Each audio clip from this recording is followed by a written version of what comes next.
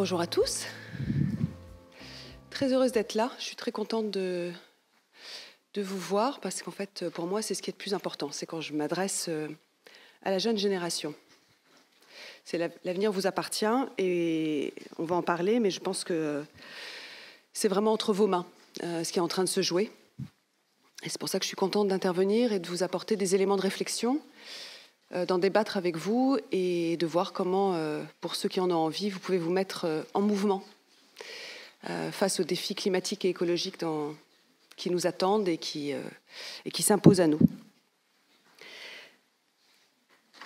Alors, avant de vous expliquer pourquoi je vais vous parler de ce dont je vais vous parler, je vais peut-être vous expliquer effectivement mon parcours en quelques minutes. On n'a pas beaucoup de temps, 45 minutes pour une présentation que je fais normalement en 1h30, donc je vais aller assez vite.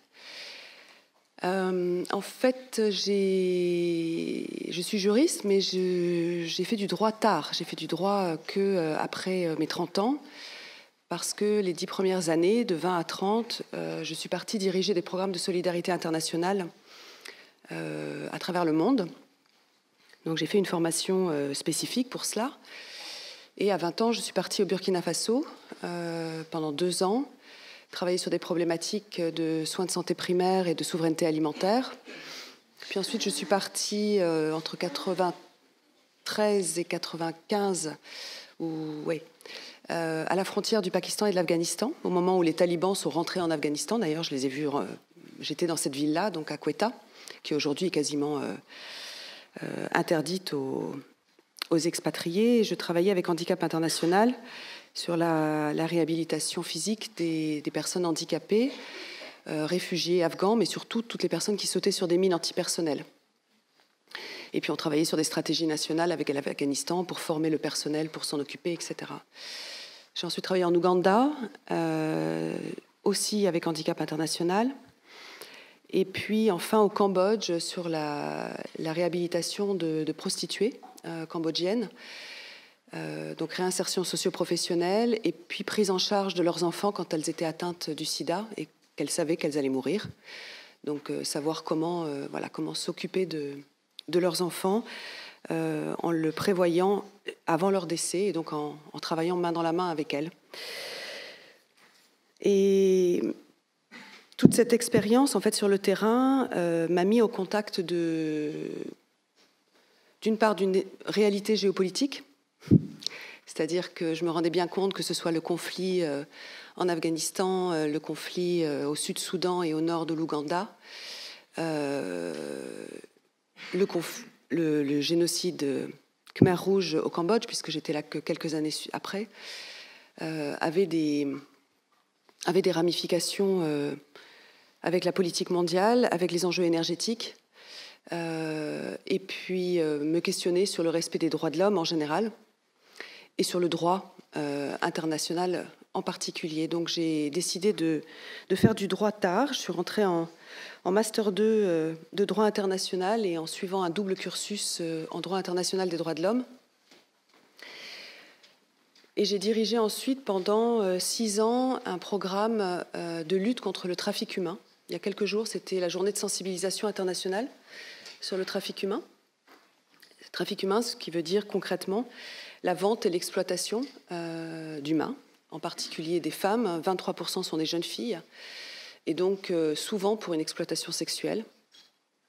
Et j'ai donc travaillé à des stratégies nationales au Népal, au Maroc, au Sri Lanka, au Bangladesh, etc., pendant plusieurs années. Et au bout donc de 18 ans de solidarité internationale, je me suis intéressée, parce que j'étais en relation régulièrement avec des populations aussi autochtones, et que je pouvais constater de visu sur le terrain la dégradation des conditions de vie en lien avec la dégradation de l'environnement. Je me suis intéressée à des combats autochtones face à des grands projets industriels qui menaçaient leurs conditions d'existence même, parce que justement ces populations étaient encore immergées dans la nature, dépendaient d'elles pour survivre. Et même s'il y a une convention internationale qui demande à ce qu'on les consulte, on les informe et idéalement on obtient leur consentement sur des projets qui impactent leur milieu de vie, c'était rarement respecté. Et donc, dans le cadre d'une thèse en anthropologie juridique, j'ai travaillé avec les Inuits, qui sont une population amérindienne du nord du Québec, dans la forêt boréale, et qui étaient donc en prise avec un immense projet de barrage hydroélectrique sur la dernière rivière sauvage du Québec, de la forêt boréale, la rivière Romaine. Et j'ai assisté donc aux négociations entre les compagnies et les populations locales. Et puis mon côté militant a repris le dessus, j'ai pris parti. Et donc je me suis mise à les aider. Donc je n'étais plus neutre, un anthropologue doit être neutre. Donc je suis partie donc, en campagne pour eux, ce qui m'a amené aussi à accompagner ensuite le chef Raoni. Est-ce que vous voyez qui est ce chef qui est donc un chef Kayapo de la forêt amazonienne du Brésil, du Mato Grosso. Il a des plumes, quand il vient en France, des plumes jaunes, un plateau labial. Il a aujourd'hui 86 ans. Il a démarré son plaidoyer pour la forêt amazonienne et pour les peuples d'Amazonie en 89, accompagné de Sting dans une tournée internationale. Donc c'est pour ça qu'il est connu internationalement. Et son peuple s'est retrouvé, et donc toutes les populations locales, là aussi en prise avec un barrage hydroélectrique qui se construisait dans l'état du Para, le barrage de Belo Monte. Il faut savoir que ces grands barrages hydroélectriques ne sont pas considérés comme producteurs d'énergie verte, parce que ce sont des barrages qui font plus de 40 mètres de haut, qui ont des réservoirs absolument immenses, qui noient complètement les écosystèmes, qui empêchent le flux de la rivière de s'écouler, qui bien évidemment donc, empêchent aussi la vie dans la rivière de survivre. Et donc la commission des grands barrages, la Commission mondiale des grands barrages, reconnaît depuis les années 2000 que ces grands barrages ne sont pas une source d'énergie verte et détruisent durablement l'environnement et menacent donc les populations. Et en 2012, lors d'une conférence avec Raoni, on me contacte pour me dire que une avocate anglaise, Polly Higgins, avait présenté à la Commission du droit international un projet pour faire reconnaître un concept qui existait déjà depuis 1948, depuis la Convention sur le génocide, qui est le concept d'écocide, à savoir donc une destruction grave et durable d'un environnement qui soit suffisamment grave pour impacter, justement pour avoir un impact sur la paix et la sécurité, et de façon plus spécifique sur les populations locales. Et un projet d'initiative citoyenne européenne était lancé, et il n'y avait personne pour lancer cette initiative en France. Alors, est-ce que vous savez ce que c'est qu'une initiative citoyenne européenne ? Cet outil de démocratie participative et directe que la Commission européenne a mis sur pied. Est-ce que quelqu'un en a déjà entendu parler ? Est-ce que vous en avez déjà signé une ? Non. Donc c'est un outil qui a été créé par le traité de Lisbonne, qui permet aux citoyens européens de prendre position sur des propositions de directives européennes en direct. C'est-à-dire qu'en fait, vous votez, comme un référendum d'initiative citoyenne, si vous voulez, puisque c'est à la mode en ce moment d'en parler. Vous votez en ligne, donc vous signez comme une pétition, mais vous êtes obligé de mettre votre numéro d'identité, par exemple, si vous êtes français, donc ça en refroidit certains. Mais pour un projet de directive porté par des citoyens. Et donc, j'ai lancé en janvier 2013 cette initiative en France, en partant de rien, avec un réseau à minima, puisque j'étais issue des droits de l'homme et pas du tout de la cause environnementale, donc je n'avais pas le réseau. Mais voilà, il suffit parfois d'avoir une oreille attentive. C'est ce qui s'est passé effectivement sur France Culture avec Stéphane Paoli, qui s'est intéressé au sujet et qui m'a permis de le médiatiser. Je vous raconte ça parce que c'est important de comprendre qu'en tant que simple citoyen, on peut tout d'un coup arriver à lancer une idée dans le débat public en partant de quasiment rien. C'est pas pour s'en vanter, ni c'est vraiment pour vous inspirer du courage. Et donc cette initiative a finalement pris énormément, dans le sens où médiatiquement, énormément de personnalités, de stars, si je puis dire, ont pris position en faveur de cette initiative, puis de personnalités politiques, puis de députés européens. Et je vous raconte ça parce que tout au début de cette initiative citoyenne, il faut bien comprendre qu'elles doivent être portées par des citoyens qui ne sont pas affiliés à des associations ni à des syndicats.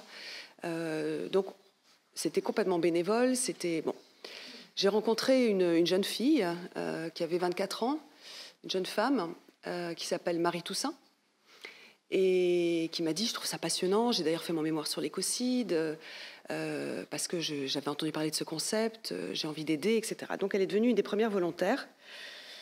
Et à la veille de la COP21, en 2015, après la fin de l'initiative qui dure qu'1 an, j'ai travaillé avec 3 autres juristes sur une proposition d'amendement clé en main du statut de la Cour pénale internationale pour reconnaître le crime d'écocide comme le 5e crime contre la paix et la sécurité humaine. Et au même moment, nous avions eu vent, parce que je travaillais avec l'avocat de ce procès, d'un recours climat porté par des citoyens aux Pays-Bas en 2015, avec une fondation qui s'appelle Urgenda. Et donc j'étais en lien déjà depuis 2 ans avec un avocat qui travaillait sur ce sujet-là, Roger Cox. Et Marie me dit « Mais on devrait créer une association ». Donc ça, c'était pendant l'été 2015. On devrait créer une association qui se fixe comme objectif tout ce que tu défends, mais qui commence son travail sur la notion donc, de justice climatique. Et en fait, depuis 3 ans, on prépare en coulisses ce fameux recours dont vous avez entendu parler à Noël, qui a eu je vous avoue que jamais on n'aurait imaginé une histoire pareille. Donc avec des jeunes juristes bénévoles et des avocats très pointus, des cabinets d'avocats qui travaillent pro bono, on a préparé pendant 3 ans ce recours climat qu'on a ensuite proposé pour qu'il s'associe à des grosses ONG qui, je vous avoue, il y a encore 2 ans, nous regardaient, même l'année dernière, en disant « Ils sont fous, ceux-là, on ne va pas attaquer le gouvernement, il faut continuer à faire des campagnes de sensibilisation, c'est les gens qui doivent changer par eux-mêmes, etc. Enfin, on ne va pas s'attaquer à l'État pour lui rappeler ses obligations en termes de protection des droits humains et du droit de l'environnement. » Et puis, ils ont fini par se dire que ça valait peut-être le coup de s'y associer parce que, justement, les youtubeurs s'y sont intéressés. Et les youtubeurs m'ont contacté en avril en disant « Voilà, on veut monter une campagne, on veut vous aider, qu'est-ce qu'on peut faire, etc. » Et donc, tout s'est mis en place en moins de 6 mois. Et il y a encore 2 mois de ça, je vous le dis sincèrement, on n'arrivait pas encore à convaincre toutes ces grosses ONG de nous suivre. Et puis, donc, ça a démarré en décembre. Et je pense que vous en avez tous entendu parler, parce que ça a touché principalement les jeunes. Et on a eu 1 million de signatures en 36 heures. Quand moi, j'ai mis 1 an à obtenir 75 000 signatures sur les crimes d'écocide, sur l'initiative citoyenne européenne, aussi parce que, comme je vous le disais, il fallait mettre son numéro d'identité. Et que la parano ambiante fait que beaucoup de gens ne voulaient pas s'identifier sur Internet pour dire qu'ils étaient en faveur d'un projet ou pas, surtout un projet qui pose la responsabilité pénale des dirigeants, dirigeants étatiques, dirigeants d'entreprises, dirigeants de banques. Ce n'est pas un sujet très simple à traiter. Alors, ce que je vous propose, c'est que je vais donc vous présenter, je vais essayer de vous présenter assez rapidement donc, cette fameuse stratégie sur laquelle je travaille depuis 6 ans. Vous devriez retrouver certains éléments que vous avez pu entendre dans les médias par moment et vous allez comprendre la cohérence de cette stratégie-là, qui est donc de fait en France portée par l'association Notre Affaire à tous. Et puis à l'issue donc de ma présentation, je vais vous présenter une élève de l'ENS qui a été l'une des premières stagiaires de Notre Affaire à tous et qui a travaillé sur ce recours climat en coulisses sans savoir et sans imaginer que ça allait avoir un tel retentissement médiatique et un tel succès. Et donc je laisserai la parole à Roxane qui est là, parce que voilà, Roxane a votre âge et je crois que c'est important là aussi de vous rendre compte que tout est possible. Et ensuite on pourra échanger ensemble sur les questions que vous pouvez vous poser. On est d'accord? Ça passe? Ok. Alors je ne sais pas si vous avez déjà entendu parler de cette notion d'anthropocène. En fait, très concrètement, si vous voulez, on est depuis 11 700 ans dans une période géologique qui s'appelle l'Holocène, qui est la période qui a été caractérisée à la fin de la dernière ère glaciaire par un climat tempéré, confortable, quinzaine de degrés en moyenne, et qui a amené finalement la Terre à développer une biodiversité foisonnante, à ce que les animaux se multiplient et surtout à ce que l'humanité se développe de façon absolument considérable sur Terre, parce qu'elle y trouvait des conditions de vie qui lui a permis finalement de développer l'agriculture, de rassasier, de pouvoir se mettre à réfléchir sur des innovations technologiques, etc. Or, depuis 1770 à peu près, on considère que c'est à peu près le début de cette nouvelle ère géologique que l'on nomme l'Anthropocène, c'est-à-dire à partir du moment où on a découvert le charbon, la machine à vapeur, puis deuxième révolution industrielle, 100 ans plus tard, le pétrole, qui a fait développer l'industrie automobile, l'aviation, l'électricité, le travail à la chaîne. On s'est rendu compte que l'impact de l'humanité sur Terre avait été tel que nous avons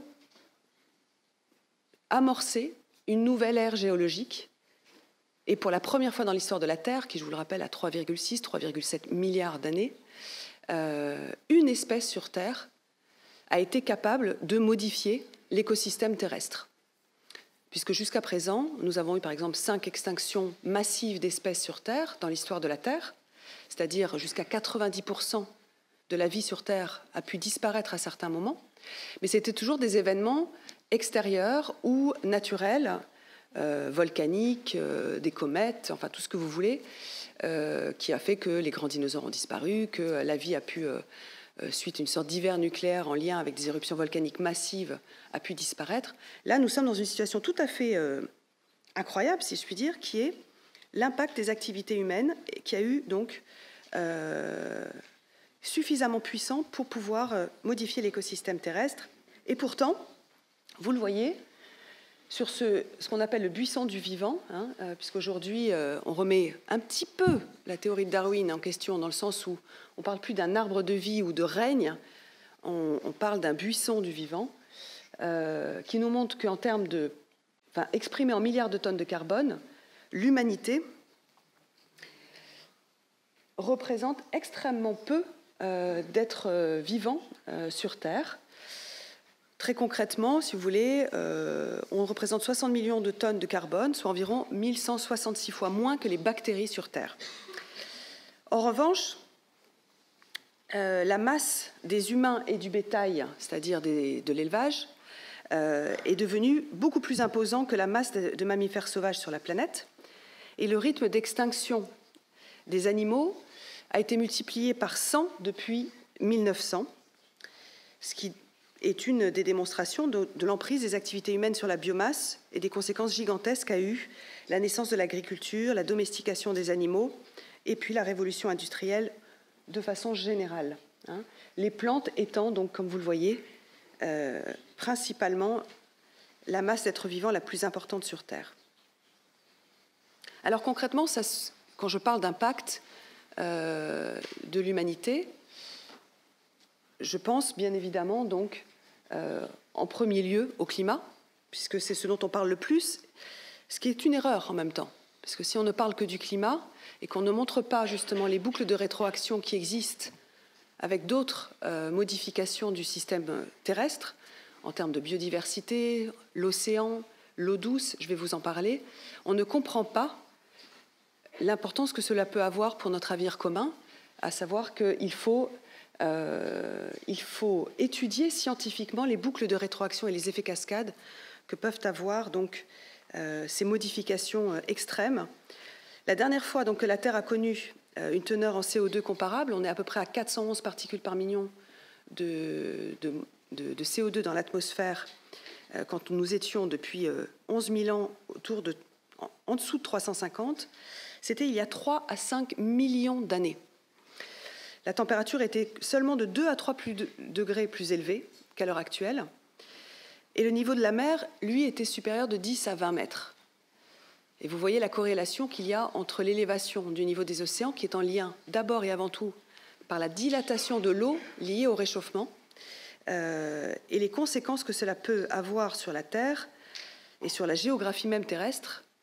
Aujourd'hui, on a 15 mégapoles de plusieurs dizaines de millions de personnes qui sont menacées par la montée des eaux. On a des pays entiers qui sont menacés, comme le Vietnam et le Bangladesh.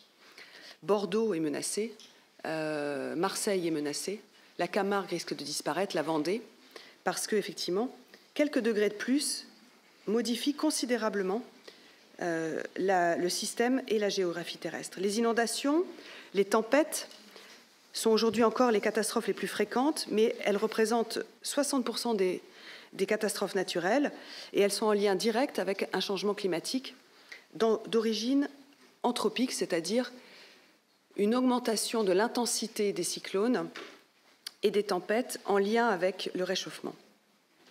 De la même manière, on assiste à de plus en plus de périodes de sécheresse. Elles ont doublé depuis 1970. Il faut bien comprendre que ces sécheresses touchent les personnes les plus vulnérables en premier, les enfants, les femmes, les personnes âgées. On a aujourd'hui 168 pays sur 197 qui se disent touchés par la désertification.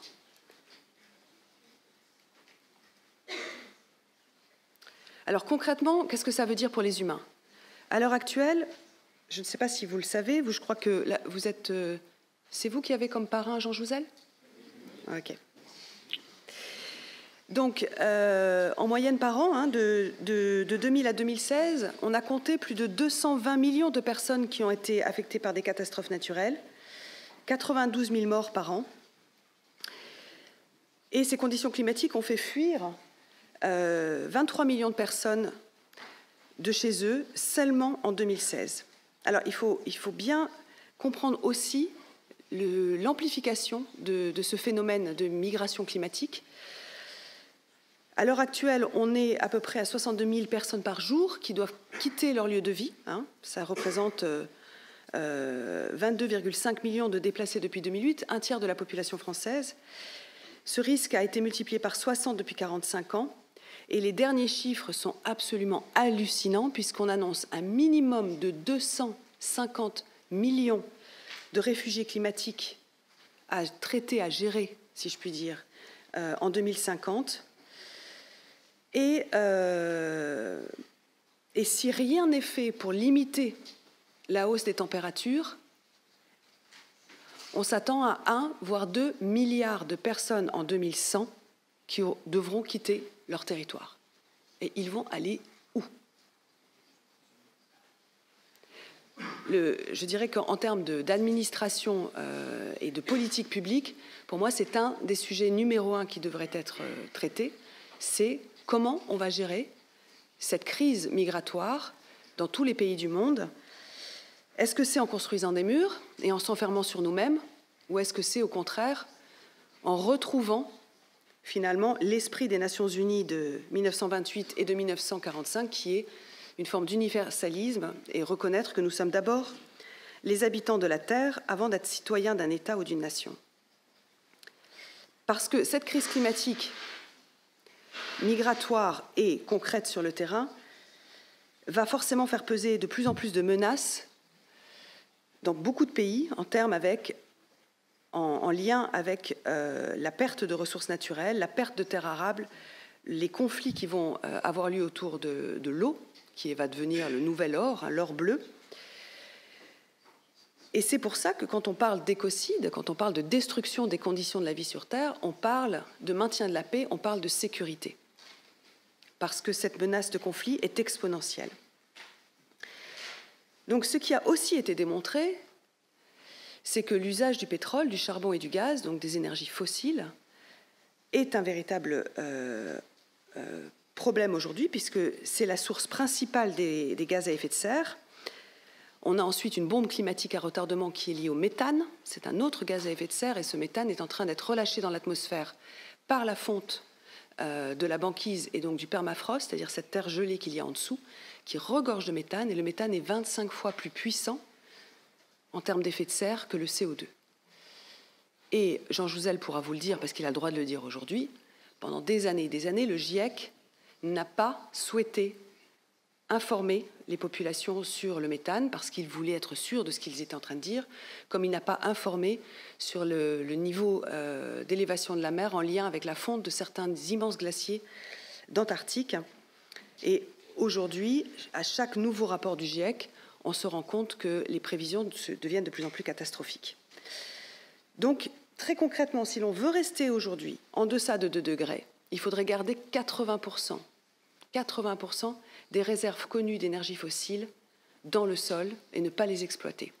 Là, maintenant, tout de suite. D'accord ? Pour Jean Jouzel, le point de non-retour, c'était 2020 pour rester en deçà de 2 degrés. Et très concrètement, si vous voulez, on a une fenêtre de tir aujourd'hui de 10-12 ans, grand maximum, pour limiter au maximum le réchauffement climatique et donc limiter le nombre de victimes humaines.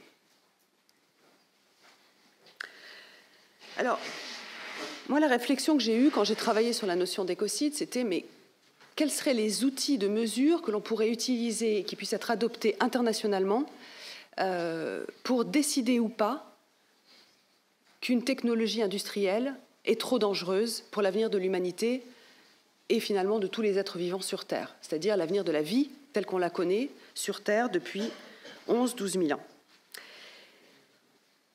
En 2009, il y a une équipe de chercheurs du Stockholm Resilience Center qui a proposé un outil qu'ils ont appelé donc les Planetary Boundaries, les limites planétaires, et qui détermine en fait des seuils chiffrés pour les différents écosystèmes ou les systèmes terrestres, en expliquant que quand on passe ces seuils, on rentre dans un état de la planète qui devient dangereux pour nous. Vous comprenez ce que je veux dire ? On bascule dans un état qui devient non sûr, c'est-à-dire sur une planète qui devient de moins en moins habitable. Donc, ils ont proposé cet outil des limites planétaires, ils en ont proposé 9 de limites. Et en 2015, quand ils ont donc retravaillé sur leurs limites et essayé de voir où on en était, ils se sont rendus compte qu'on en avait déjà dépassé 4 sur 9. Donc, je vais vous exposer les 4 qui ont été dépassés et je vais vous citer ensuite les autres parce que je n'ai vraiment pas le temps en 45 minutes de vous parler de cela en profondeur, mais bien évidemment, vous pouvez trouver de l'information si vous êtes intéressé. Donc, le premier, le changement climatique, je vous l'ai dit, il s'agit de rester à un niveau de 350 particules par million de CO2 dans l'atmosphère de façon globale, sachant qu'aujourd'hui, nous sommes à 411. En ce qui concerne la deuxième limite, qui est en lien avec la biodiversité, là aussi, nous l'avons dépassée. Il s'agit de rester à un rythme d'érosion de la biodiversité de 10 espèces par an sur un capital d'1 million d'espèces. Et comme je vous l'ai dit, cette limite est largement dépassée puisque nous sommes plutôt autour de 100 fois ce rythme d'érosion, ce qui a conduit les chercheurs à nous dire depuis 2-3 ans que nous sommes officiellement entrés dans une 6e extinction d'espèces. Et moi, ce qui m'étonne toujours, quand on nous lance des chiffres comme ça, c'est la réaction du public, la réaction des politiques. On nous parle de l'érosion de la biodiversité et de la perte des espèces vivantes sur Terre comme si c'était quelque chose qui était extérieur à nous. D'ailleurs, on le dit très clairement dans notre langage quotidien, on parle de quoi quand on parle du vivant ? On parle de l'environnement. Et qu'est-ce que ça veut dire sémantiquement, l'environnement ? Ça veut dire qu'on parle de quelque chose qui est autour de nous, qui nous environne, d'accord ? Alors déjà, symboliquement, ça veut dire qu'on se place au centre. Vous avez vu la taille dans le vivant de ce qu'on représente. 0,0016%. Et en plus, on s'extrait quelque part de la nature dont nous sommes une des manifestations. Nous ne sommes qu'un mammifère parmi d'autres, assez futé, mais assez destructeur aussi. Et donc la question, c'est de se dire, notre intelligence, elle va servir à quoi ? Est-ce qu'elle va servir à maintenir la vie sur Terre ou est-ce qu'elle va servir à recréer sur Mars des conditions de vie pour les plus riches et puis on laisse la Terre ne plus être capable finalement d'offrir des conditions sympathiques pour tout le monde. Parce que c'est ça. Là, les Chinois, ils sont arrivés sur la Lune. Leur projet, c'est de faire cultiver des patates pour voir si ça marche. Vous savez ça ? Ils ont amené les patates avec eux. Non, mais moi, je suis obligée de rire, si vous voulez. Et rire et pleurer en même temps. On est quand même 7 milliards d'individus On a les 3/4 de l'humanité qui vivent avec moins d'1 euro par jour. On continue à détruire leurs conditions d'existence et on est en train de se demander si on va être capable de cultiver des patates sur la Lune, quoi. Il y a un moment donné, ça devient presque ridicule. Donc intelligent, de quelle manière? Ce que je veux dire par là, c'est qu'une 6e extinction des espèces, ça comprend l'humanité, quand les chercheurs vous le disent. Et ça, il faut vous le mettre dans la tête. Alors concrètement, ça veut dire quoi? Ça veut dire que depuis 1970, je vous rappelle quand même ces chiffres hallucinants, on a perdu 60% des animaux sauvages dans le monde, 80% des insectes en Europe. Vous croyez que vous allez pouvoir continuer à manger des pommes s'il n'y a plus de pollinisateurs? C'est impossible. Vous êtes totalement interdépendant des autres écosystèmes vivants. Vous avez besoin de collaborer avec les abeilles si vous voulez survivre demain. C'est aussi simple que cela. Vous devez regarder chaque être vivant et chaque espèce sur Terre comme un partenaire de vie, parce que c'est la réalité biologique. Ce sont les lois biologiques. Vous ne pouvez pas survivre sans eux. 1/4 des espèces animales en Europe sont aujourd'hui menacées ou éteintes. Il ne reste plus que 3% d'animaux sauvages sur Terre. Et un des marqueurs de l'Anthropocène dans le futur, s'il reste quelques archéologues pour étudier notre civilisation, ça va être la quantité d'ossements de poulets que l'on va retrouver absolument partout dans les sédiments terrestres. C'est des dizaines de milliards de volailles qui sont consommées dans le monde aujourd'hui.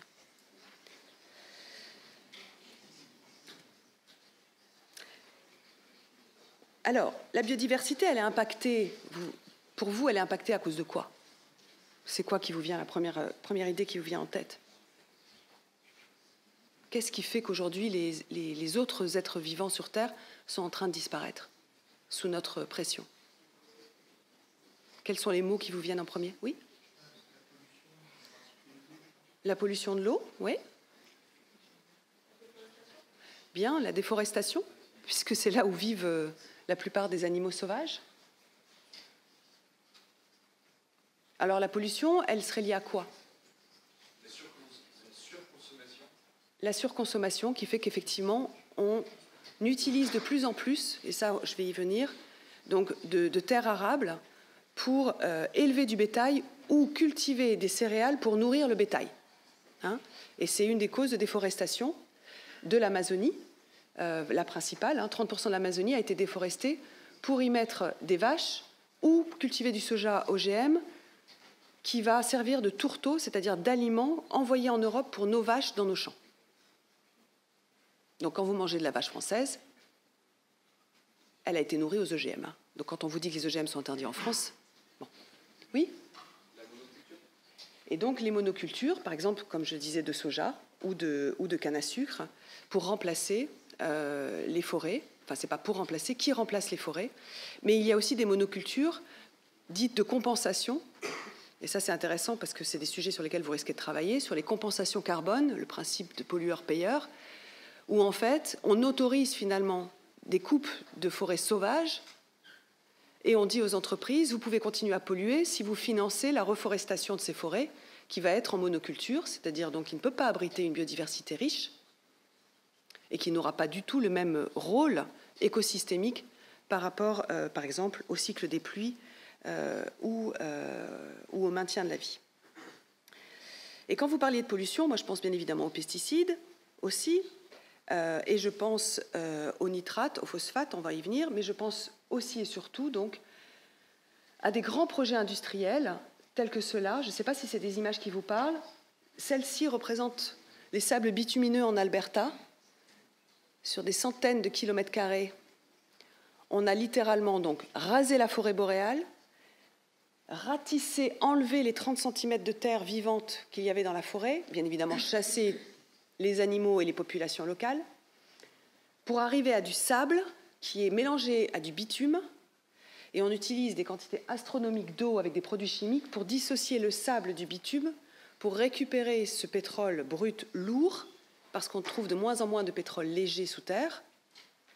Et ce sont ces fameux pipelines dont vous entendez parler aux États-Unis et au Canada, qui traversent ces États pour ramener sur les ports ce bitume lourd extrêmement polluant au niveau de l'environnement et que nous achetons à travers les traités de libre-échange de ces ports américains et canadiens. Bon, il y a beaucoup de lumière, donc c'est vrai que c'est pas très visible. Là, vous voyez le delta du Niger, où il y a énormément donc, de compagnies pétrolières qui ne maintiennent pas qui n'ont pas une bonne maintenance des puits de pétrole et des forages. Et on a une superficie équivalente au Portugal, au Niger, qui est polluée par le pétrole. Ce que vous voyez le noir là, c'est les terres qui sont pleines de pétrole. Et donc des populations locales qui vivent littéralement les pieds dans le pétrole depuis plus de 30 ans. Là, c'est la plus grande mine d'or du monde en Russie. Elle fait 1 kilomètre de large. Et autour, les constructions sont les lieux où vivent les mineurs. Et vous voyez cette espèce de... C'est pas de la neige hein, que vous voyez. Hein. C'est la pollution en lien avec la mine autour. Et donc, on a l'impression véritablement, si on regarde un petit peu la Terre comme un organisme, hein, et ses fleuves comme des artères et des veines, on a l'impression de voir des escarres, on a l'impression de voir des phlébites, on a l'impression de voir quelque chose d'extrêmement douloureux par rapport à la vie et à la manière dont on l'impacte. Une autre pollution est celle du plastique. Alors ça, vous en entendez tout le temps sur Facebook, et les pailles en plastique, et les gobelets en plastique, etc. Non, mais il faut bien comprendre ce que ça veut dire, la pollution en plastique, qui est un produit dérivé du pétrole, c'est du naphta la plupart du temps. Aujourd'hui, 80% du plastique se retrouve dans l'océan, si l'on regarde à l'échelle globale, d'accord ? Il y a aujourd'hui donc 5 continents de plastique, 5 gyres, c'est-à-dire qu'en fait, dans l'océan, naturellement, il y a des courants qui créent à un moment donné des lieux de concentration et de tourbillons, où se concentrent donc des continents de plastique. Et ce plastique se désagrège, devient du microplastique qui contamine toute la chaîne alimentaire de l'océan et que vous ingérez quand vous mangez du poisson. Et il y a 2 ans, la Fondation Ellen MacArthur avait fait une recherche en montrant qu'en 2050, c'est-à-dire dans 30 ans, il y aurait en poids autant de plastique dans l'océan que de poissons. Autant de plastique que de poissons en poids. Déjà, ça m'avait complètement ahuri. Or, la dernière étude qui est sortie il y a 10 jours, 15 jours, et qui prend en compte d'autres facteurs, changement climatique, pollution de l'eau, etc., nous dit que le déclin de la biodiversité va s'accélérer au point que, en ce qui concerne les espèces de poissons et de fruits de mer, il risque de ne plus y en avoir du tout en 2048 si l'on ne change pas notre modèle industriel. Or, les 3/4 de la vie sur Terre sont en fait dans l'eau. Et n'oubliez pas que la vie est née de l'océan. De toute façon, on le constate. Hein, je ne sais pas si... moi, je suis bigoudaine, hein, fille de pêcheur. Pur marin-pêcheur bigoudin. Hein, et ils me le disent, même s'ils ne sont pas écolos, parce qu'ils ont subi de plein fouet les politiques européennes et ils l'ont vécu voilà, comme une crise économique pour eux. Ils le savent très bien. Aujourd'hui, 90% dans le monde des prises de poissons, on a eu une chute de 90% des prises de poissons dans le monde. Donc on voit que ce déclin est déjà en cours. La troisième limite, donc, elle est en lien avec la modification d'usage des sols, vous l'avez très bien dit. On aurait dû garder donc 75% de couverts forestiers sur Terre pour pouvoir maintenir l'écosystème tel qu'on le connaît et qui a permis le développement de l'humanité. Or, on a dégradé les 30 dernières années 80% de cette couverture forestière mondiale et on transforme la forêt donc en champ, si je puis dire, ce qui a un impact de ce qu'on appelle une boucle de rétroaction très importante sur le climat parce que les forêts, donc 1, produisent l'oxygène dont vous avez besoin pour vivre, 2, capturent le carbone en excès, 3, sont l'origine du cycle des pluies, parce qu'elles s'évaporent et elles créent les nuages qui circulent à travers le monde pour apporter la pluie sur Terre. Et on sait aujourd'hui, par exemple, que si l'Amazonie disparaît, elle va devenir très rapidement un désert et elle va empêcher effectivement le cycle des pluies que l'on connaît de circuler.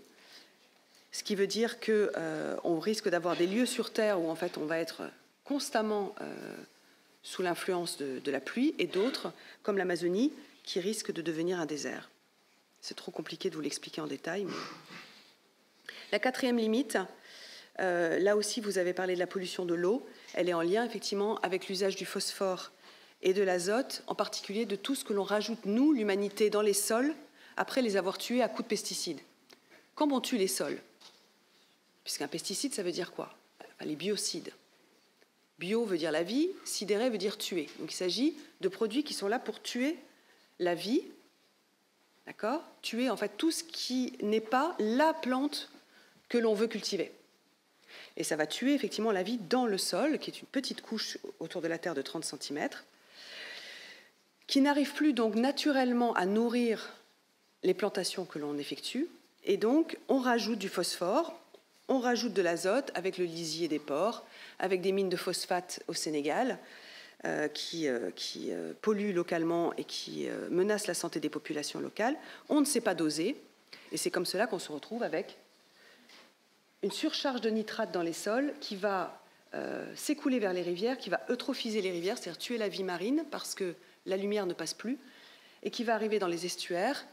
Et vous connaissez ce fameux phénomène des algues vertes que vous voyez chaque année se reproduire de plus en plus tôt, qui est en lien donc avec le nitrate. Vous voyez sur cette carte donc la contamination. La Bretagne est en violet, c'est-à-dire que c'est une des régions d'Europe les plus contaminées par l'excédent d'azote et de phosphore, et donc les plus contaminées par les nitrates.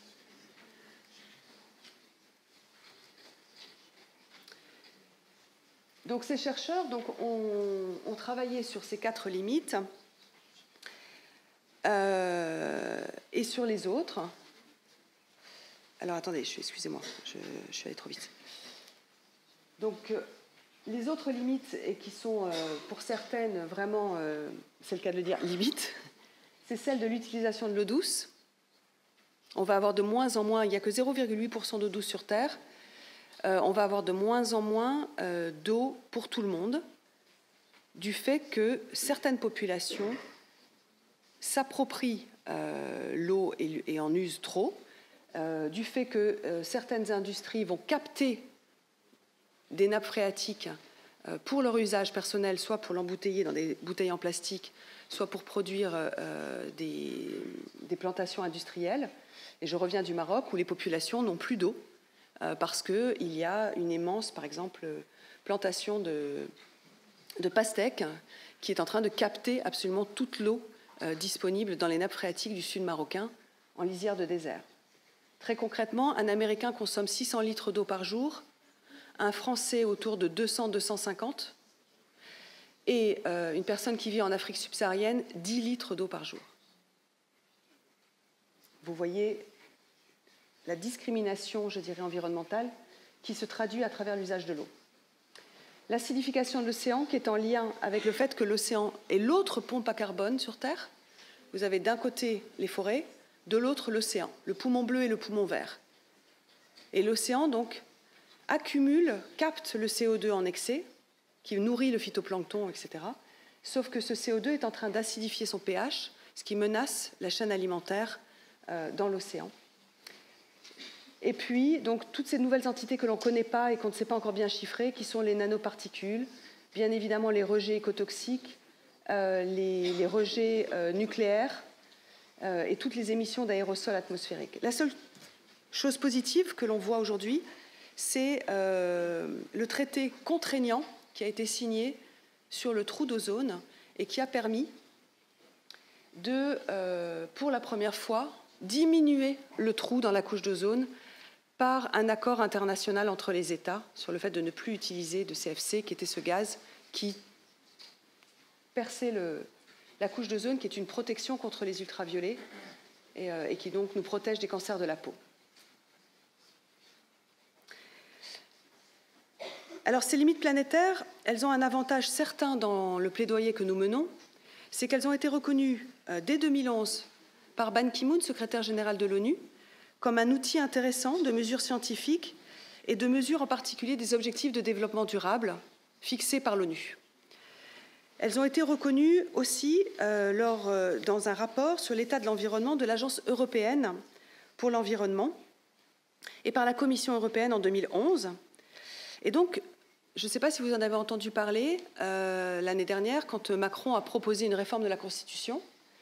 Nous avons été les premiers, l'association Notre Affaire à tous et la Fondation pour la Nature et l'Homme, à faire une proposition de réformer l'article 1 de la Constitution pour que cet article 1 inclue les enjeux environnementaux et climatiques. Donc on a demandé à ce que devienne, je dirais, obligatoire. Vous savez, une constitution, l'intérêt d'une constitution, c'est qu'elle s'impose au gouvernement, elle s'impose à l'État et donc aux gouvernements successifs, quelle que soit leur couleur politique. Donc de dire que nos droits, nous, les humains, ne peuvent plus aujourd'hui être garantis, notre droit à l'eau, notre droit à l'alimentation, notre droit à la santé, notre droit à la vie tout court, ne peuvent plus être garantis si l'on ne lutte pas contre le changement climatique, si l'on ne protège pas la biodiversité. Donc ça a été inscrit dans l'article.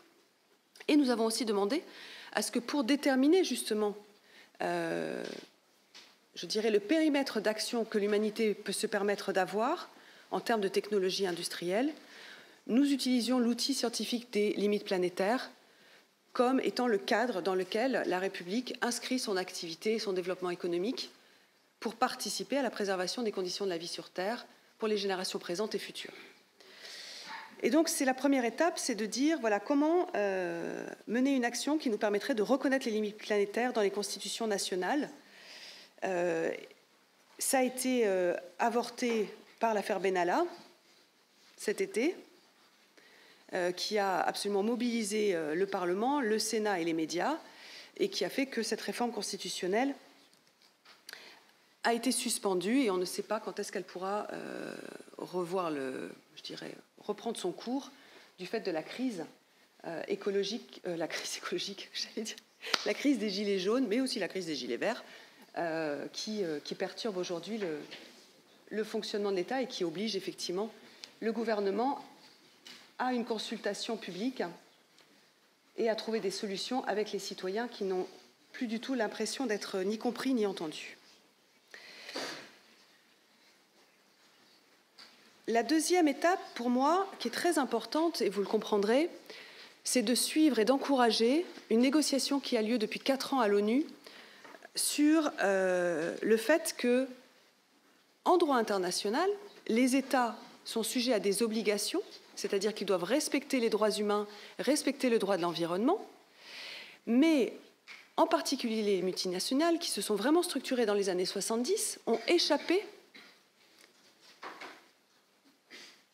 aux règles internationales dans le sens où elles ne sont pas des sujets de droit international, elles n'ont pas été intégrées dans le corpus du droit international qui a été créé à l'issue de la Seconde Guerre mondiale. Et elles sont aujourd'hui dans une forme d'impunité par rapport aux dégâts qu'elles peuvent causer et au non-respect des droits humains.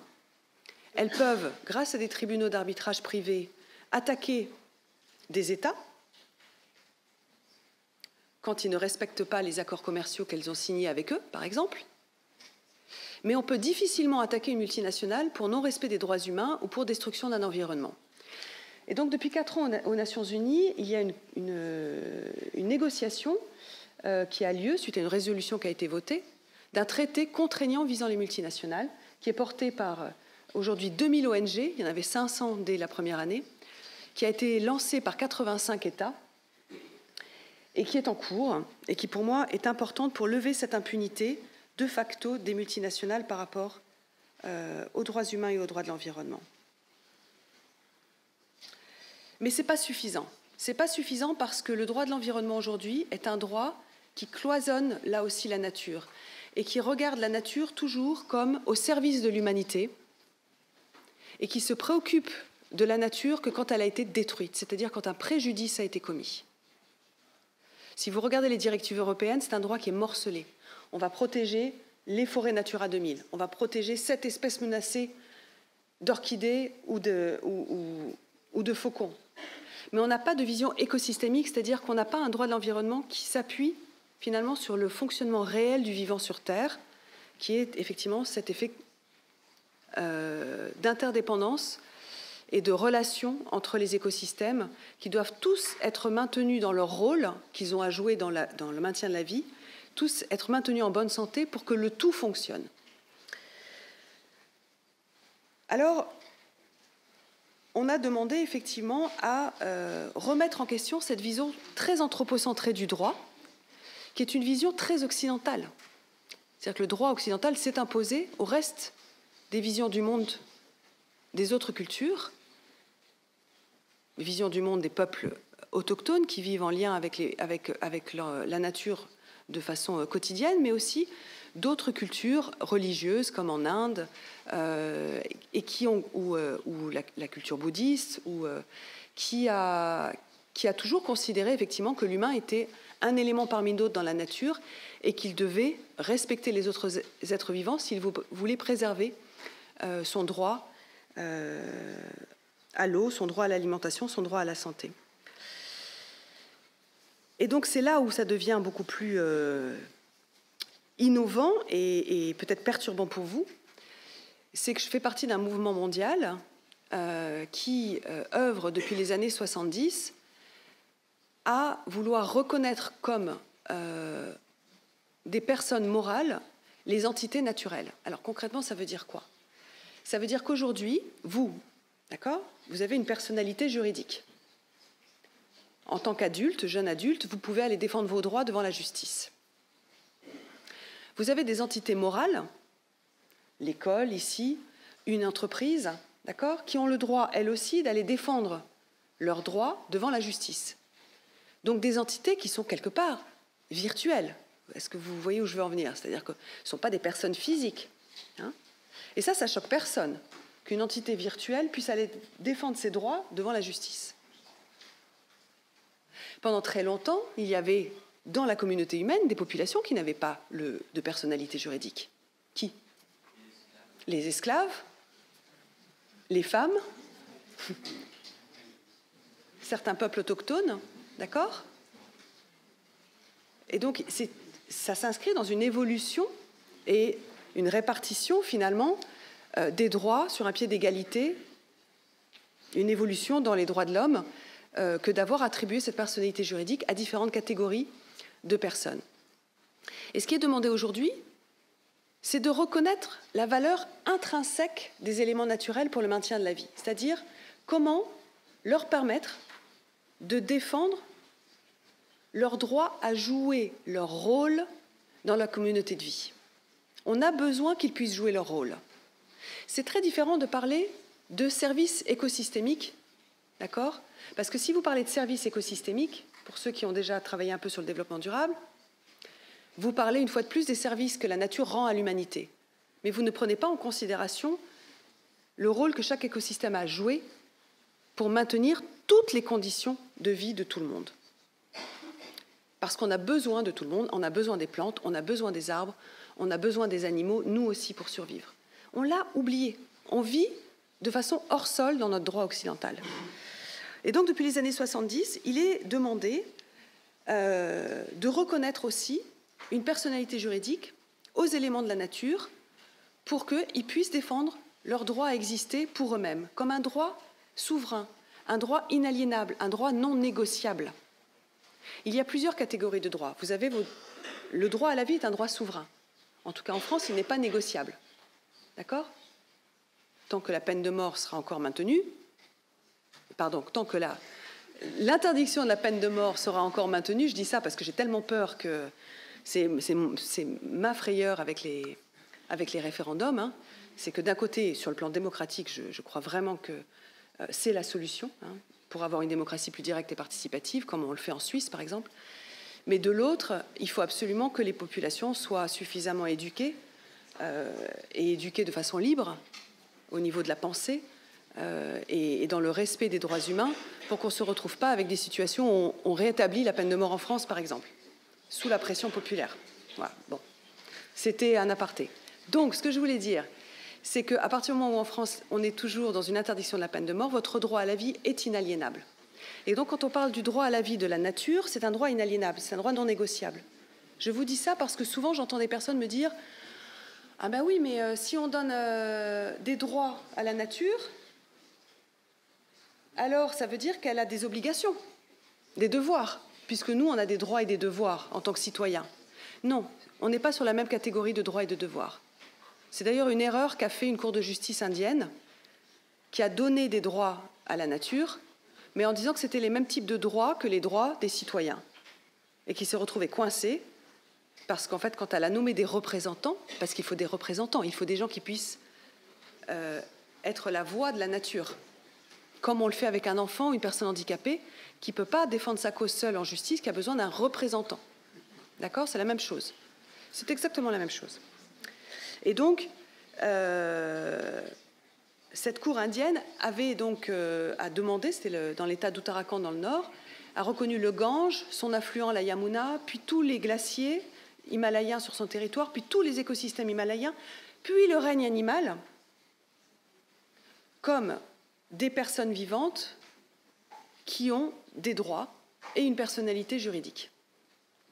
Et elle a nommé des villageois, mais elle a aussi nommé des institutionnels pour les représenter en justice. Et ces institutionnels ont paniqué et sont allés voir la Cour suprême indienne en disant « Mais attendez là, mais si quelqu'un se noie dans le Gange, ou si le Gange inonde les territoires et qu'il y a des victimes humaines, est-ce que c'est nous qui allons nous retrouver en prison ?» Non, mais ça nous fait rire, mais en même temps, je comprends leur fonctionnement. Et donc la Cour suprême a dit à la cour, la haute cour d'Uttarakhand, de cet État himalayen, leur a dit, écoutez, il faut revoir votre copie. On n'est pas contre la personnalité juridique des écosystèmes. On comprend très bien le fondement, l'intérêt sur le plan scientifique et le fondement, je dirais, culturel, spirituel, qui est qu'en Inde, les entités naturelles représentent des dieux et des déesses. Donc il y avait un double jeu de la part des juges qui s'appuyait sur une culture millénaire et des faits scientifiques qui étaient le changement climatique qui faisait fondre les glaciers, la pollution qui impactait le Gange, etc. Donc revoyez votre copie et redéfinissez cela. En revanche, dans d'autres pays, on a bien compris cela. Ça fait 1 heure. Oui, pardon, je croyais qu'on venait me gronder. Et on a donc donné des droits inaliénables à la nature. Et on a construit le droit autrement, c'est-à-dire en disant, finalement, l'être humain ne peut pas survivre sans la nature. Donc on reconnaît les droits souverains et inaliénables des éléments naturels, ce qui va permettre le respect des droits humains. Et à partir de ce moment-là, tout ce qui émane de l'humanité, comme le droit économique, le droit des entreprises, doit être un droit qui se définit dans ce cadre global, écosystémique, et qui est assujetti aux 2 autres niveaux de droit. Vous comprenez ça? Or, aujourd'hui, nous sommes dans une situation inverse. Comme je vous le disais, il y a une impunité qui touche aujourd'hui les multinationales, qui fait qu'elles peuvent effectivement mener les activités économiques avec certains impacts qui vont avoir un retentissement international, sans être inquiétées par la justice. Et ensuite, on demande aux États d'éventuellement respecter les droits humains. Éventuellement. D'accord? Alors, c'est un concept, ce qu'on appelle cette jurisprudence de la Terre, qui aujourd'hui est là aussi reconnue par les Nations Unies, qui a un bureau spécial consacré à comment vivre en harmonie avec la nature, qui vote des résolutions chaque année, et qui a créé un groupe d'experts dont je fais partie, pour conseiller les Nations Unies en interne, pour arriver à penser le droit de demain, incluant cette relation écosystémique avec le monde vivant et reconnaissant les droits de la nature. Et on a aussi, dans ce cadre-là, de plus en plus de pays qui ont décidé de les reconnaître. Et quand ce ne sont pas des politiques, ce sont des juges qui le font. Alors, je vais vous dresser un travail très, très rapide, mais vous pouvez après vous renseigner un petit peu plus. Le premier pays à avoir reconnu dans sa constitution les droits de la nature, c'est l'Équateur. C'était il y a 10 ans exactement. La Constitution de Monte-Cristi reconnaît dans son article 71 et 72 le droit de la nature à exister, à se régénérer, à s'épanouir, et le devoir des citoyens de pouvoir la représenter en justice pour défendre ses intérêts. Ce qui est intéressant avec l'Équateur, c'est que ça a été mis en application. 25 procès depuis 10 ans ont eu lieu, dont 21 ont été gagnés sur la base de ces articles reconnaissant les droits de la nature. Le premier, c'était pour la rivière Vilcabamba, qui était menacée de détournement par un projet de route. Et le projet de route a été arrêté au nom du fait que la rivière devait continuer à jouer son rôle, rester propre, rester saine et ne pas inonder les champs sur son voisinage du fait qu'elle avait été détournée. Un autre procès que j'ai trouvé assez emblématique, c'était celui d'une mangrove. Vous savez ce que c'est que la mangrove? Ces petits arbres, les palétuviers, qui tiennent le sable et qui permettent à la vie marine de se construire. En Équateur, il y a une mangrove avec des arbres de 60 mètres de haut. J'ai très envie d'aller voir ça. Immense. Et cette mangrove était menacée par une exploitation industrielle d'élevage de crevettes. Et la mangrove a gagné contre l'exploitation de crevettes. Le juge a considéré que cette mangrove devait absolument être préservée. Et un autre procès très emblématique qui pourra me faire le lien avec l'écocide, que j'ai trouvé très intéressant, c'est un bateau chinois qui a été attrapé dans la réserve marine des Galapagos, en mer d'Équateur, un bateau de 98 mètres qui avait à son bord 6223 requins dont il prélevait les ailerons pour les vendre en Chine de façon illégale. Et Hugo Echeverría, un avocat équatorien qui est vraiment à la pointe des droits de la nature, est allé défendre la cause de l'espèce requin devant le juge. Alors ça vous paraît peut-être complètement naturel, mais comprenez bien qu'aujourd'hui, c'est impossible en France, d'accord, d'aller défendre la cause des chevreuils de la forêt de Brocéliande devant un juge, si je puis dire. Lui est allé défendre la cause de l'espèce requin en disant, écoutez, là, c'est pas possible, vous êtes en train de menacer, là aussi, toute la chaîne alimentaire de l'océan à force de laisser ces bateaux tuer les requins, les baleines, etc. Et le juge est allé très loin dans son jugement, puisqu'il s'est donc appuyé sur les droits de la nature, et il a dit, je reconnais à l'espèce requin son droit à exister, à se réger, à prospérer, et je considère même que, vu l'ampleur des dégâts, cette action est criminelle. C'est-à-dire qu'il n'a pas juste attribué une amende aux Chinois, il a fait détruire le bateau, il a emprisonné le capitaine et l'équipage, et il a octroyé une amende extrêmement importante à l'armateur.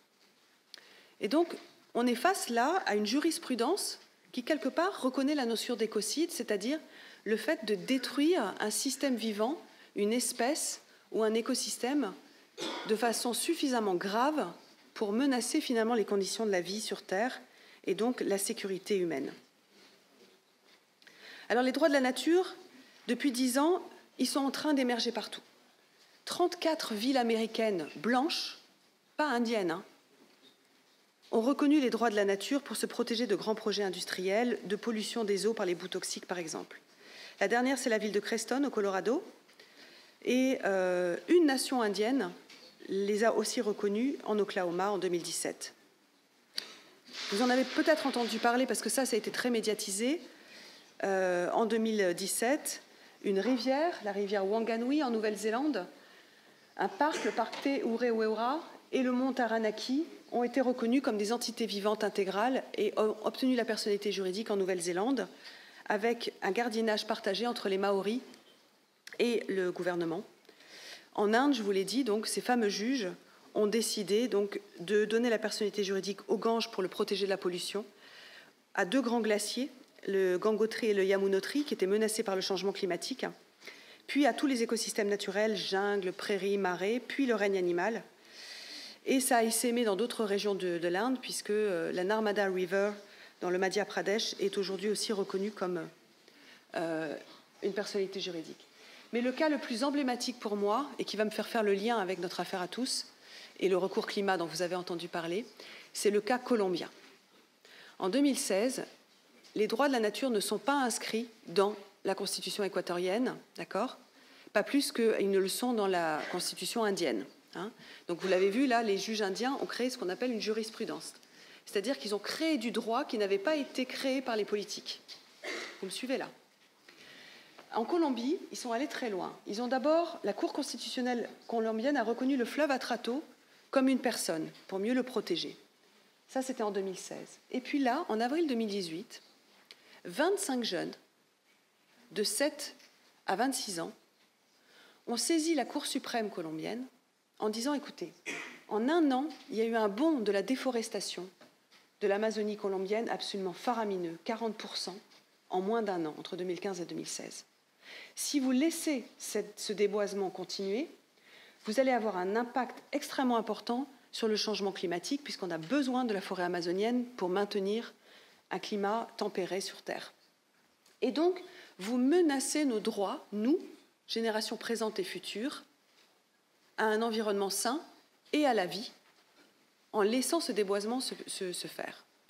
Les juges de la Cour suprême ont non seulement donné raison aux jeunes, ils ont mentionné dans leur jugement le fait qu'il fallait protéger les droits des générations futures, ce qui est complètement innovant en droit, parce que là aussi, si la nature n'est pas sujet de droit, les enfants qui ne sont pas encore nés en droit occidental ne sont pas non plus des sujets de droit. Donc ils ont créé par la jurisprudence le fait de protéger les droits de personnes qui n'étaient pas forcément nées, d'accord ? Ce qui peut permettre, si ça a été reconnu internationalement, aux enfants victimes de l'agent orange qui a été utilisé par l'armée vietnamienne, qui naissent encore aujourd'hui avec des malformations en lien avec la contamination de leur environnement, de demander justice, ils ne peuvent pas le faire aujourd'hui. Et ils ont fait surtout quelque chose d'extraordinaire, c'est qu'ils ont dit la meilleure façon de protéger la forêt amazonienne, c'est de lui reconnaître une personnalité juridique. Parce que cela va permettre une action préventive. C'est-à-dire que la forêt va pouvoir défendre son droit à exister et demander à ce qu'on arrête des projets industriels et ne pas attendre constamment que la catastrophe soit arrivée pour utiliser le droit de l'environnement et dire il faut réparer la catastrophe, il faut réparer le préjudice. Parce que certains écosystèmes, on ne pourra jamais les réparer. Et j'ai beaucoup aimé ce cas parce qu'il associe tout ce qui nous anime aujourd'hui, d'une part dans la notion de reconnaissance du crime d'écocide, je vous en ai parlé rapidement, c'est-à-dire l'idée de reconnaître un 5e crime international contre la paix et la sécurité qui puisse pénaliser les atteintes les plus graves à l'environnement en temps de paix, parce que ça n'existe pas dans le statut de la Cour pénale internationale, et donc responsabiliser les dirigeants d'entreprises, de banques, qui financent aujourd'hui et qui exploitent encore, par exemple, les énergies fossiles, mais surtout reconnaître à travers le droit pénal international cette idée que nous ne pourrons pas aujourd'hui nous protéger de crimes contre l'humanité, nous protéger de génocide, d'ethnocide, comme c'est en train de se profiler au Brésil en ce moment sous la présidence de Bolsonaro, si nous ne sommes pas en capacité de stopper donc, des projets à fort impact, des projets industriels à fort impact environnemental. Et pourquoi nous demandons qu'il y ait une responsabilité physique, de personnalité, de dirigeants? C'est parce que nous savons aujourd'hui qu'il y a 90 entreprises dans le monde qui ont fait donc monter la concentration de CO2 depuis 1880, et il y en a 100 là, à l'heure actuelle, qui sont responsables depuis 1988, date à laquelle le GIEC nous a alertés sur le changement climatique, de 71% des émissions de gaz à effet de serre. Ça veut dire que les dirigeants de ces entreprises sont conscients de l'impact des choix stratégiques qu'ils font, et au lieu de orienter leurs investissements vers de l'énergie propre, ils continuent à exploiter des énergies fossiles qui menacent nos conditions d'existence. Et donc, en imposant une responsabilité, on peut donner un pouvoir à ces dirigeants, à ces PDG, qui peuvent à ce moment-là se positionner face aux actionnaires en disant « Écoutez, moi j'ai une responsabilité pénale au-dessus de ma tête si je fais le choix d'un investissement qui peut détruire des conditions de vie. Et donc je ne peux pas accepter que vous me demandiez d'investir dans ce qui est le plus rentable à court terme quand l'impact à long terme risque d'avoir des dégâts phénoménaux sur la nature et sur les hommes. »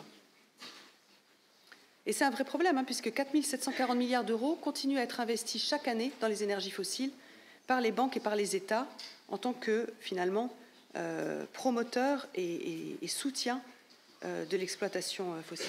Voilà. Donc,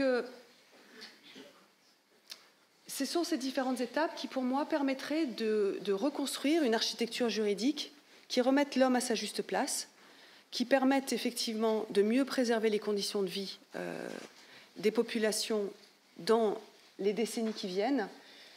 Et ce sont des idées qui sont aujourd'hui reconnues comme valables, d'une part parce qu'on a, comme je vous l'ai dit, de plus en plus de pays dans le monde qui reconnaissent les droits de la nature, d'autre part parce que, et c'était le cas dans le cas du tribunal citoyen contre Monsanto, dont j'étais un des co-organisateurs, on a des juges internationaux reconnus qui demandent aujourd'hui la reconnaissance du crime d'écocide, et qu'on a des jurisprudences par des juges qui font avancer cette notion-là dans l'esprit et dans la conscience collective.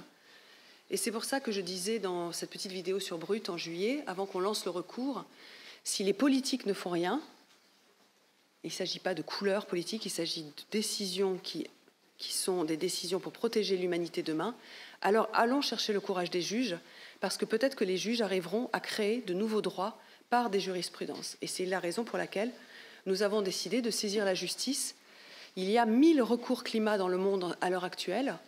Il y en a qui sont emblématiques, il y en a qui ont été gagnés au Pakistan, aux Pays-Bas.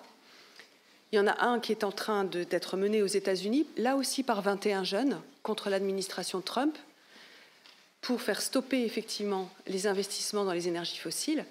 Et nous pensons, et je vais laisser Roxane en parler un petit peu, puisqu'elle a travaillé sur le sujet, nous pensons sincèrement que nous avons, nous, un rôle en tant que citoyens pour rappeler à l'ordre le gouvernement s'il ne respecte pas ses obligations climatiques. Et quand moi je pense au climat, vous le voyez dans ce que je vous ai présenté, je pense finalement à tous les écosystèmes, le climat n'étant qu'une des limites que nous avons dépassées. Il nous faut véritablement reconstruire une vision écosystémique de nos sociétés, de nos droits et de notre place en tant qu'humains sur Terre. Roxane, est-ce que tu as envie d'expliquer un petit peu plus comment les choses se sont passées? Et sachez aussi donc, que toutes ces idées avancent dans le débat public français, puisque plusieurs sénateurs et députés m'ont demandé une proposition de loi sur le crime d'écocide. Plusieurs députés ont proposé la reconnaissance des droits de la nature lors de la réforme constitutionnelle. Et donc on est aussi en train de travailler au sein de notre affaire à tous sur cette proposition de loi et en même temps sur un cas de jurisprudence qui permettrait de reconnaître une personnalité juridique, peut-être à une rivière sauvage, par exemple, de Bretagne ou de Corse, de manière à prévenir de futurs impacts sur ces rivières. Voilà, je vous remercie.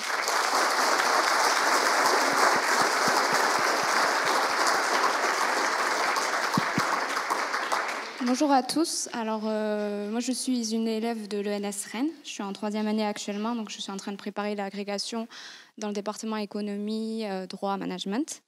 Donc, je tiens tout d'abord à remercier Valérie Cabanès pour son intervention et pour m'avoir permis aussi de dire quelques mots à la fin de cette intervention.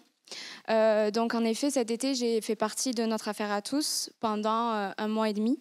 En réalité, quand j'ai candidaté pour l'association, je ne connaissais pas du tout cette association. Ça a été vraiment par le pur hasard et l'association n'était pas du tout connue. Et j'ai pu travailler sur 2 projets dont Valérie a fait mention dans sa présentation. Tout d'abord, le recours contre le climat. Donc, j'espère que vous en avez tous entendu parler et j'espère que vous avez tous signé la pétition qui a obtenu plus de 2 millions de signatures actuellement. Et donc, qui en fait, je ne sais pas si tu l'as dit, mais la première pétition la plus signée en France. Donc, c'est quand même un mouvement qu'on n'attendait pas du tout. Enfin, moi, personnellement, en travaillant pour l'association cet été, j'imaginais pas du tout l'ampleur que cela pouvait avoir, notamment sur les réseaux sociaux et notamment auprès des jeunes. Donc, c'est pour moi une expérience assez enrichissante et c'est sur ça que je voulais aussi intervenir sur cela, sur le fait qu'en fait faire des stages pour des petites associations, entre guillemets, notre affaire à tous, à l'origine c'était une petite association quand j'ai postulé, peut-être porteur pour vous en tant qu'étudiant de l'ENS et surtout dans mon département, je sais que beaucoup d'élèves souhaitent candidater pour des ambassades ou pour le ministère de l'Environnement, par exemple. Mais en réalité, on a beaucoup plus d'importance si on fait des stages dans des associations comme celle-là. Et ensuite, on se sent vraiment utile. Et après 1 mois et demi, je peux vous assurer qu'on en sort différemment. Voilà. Deuxième projet pour lequel j'ai travaillé, C'est donc l'appel pour une constitution écologique. Et donc dans ce cadre-là, par exemple, j'ai pu écrire des arguments juridiques sur pourquoi il faut, par exemple, changer l'article 1er de la Constitution et intégrer des termes comme l'écologie et la solidarité. Et donc j'espère que ce projet va reprendre au courant 2019 pour que je puisse suivre l'actualité. Donc c'est pour vous montrer qu'en fait, grâce à cette association, j'ai pu travailler sur 2 projets vraiment actuels et dont les médias parlent maintenant tous les jours. Et donc j'ai trouvé une réelle vocation grâce à ce stage, je crois.